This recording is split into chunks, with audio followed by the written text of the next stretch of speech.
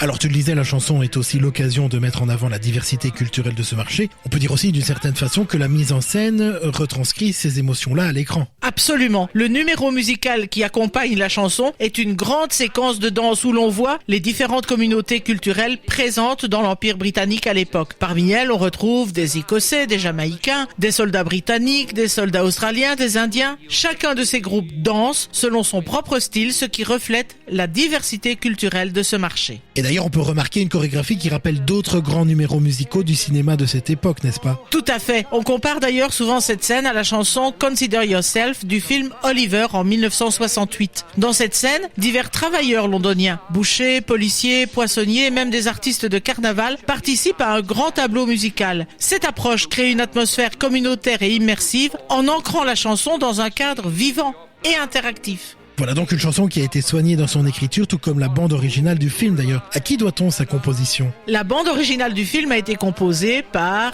Richard et Robert Sherman, les fameux frères Sherman. Ce duo est déjà célèbre, entre autres, pour avoir écrit les musiques de Mary Poppins. On retrouve dans L'Apprentie sorcière leur talent pour les mélodies entraînantes et mémorables, parmi lesquelles on peut citer L'âge de vos beaux rêves, une ballade mélancolique chantée par Angela Lansbury. On retrouve aussi Dans le bleu de la mer, une chanson plus fantaisiste, et puis le fameux Substituary Locomotion qui accompagne l'un des moments les plus magiques du film. Et puis bien sûr, Portobello Road chanté par Emilius Brown et dont le rythme dansant nous intéresse aujourd'hui.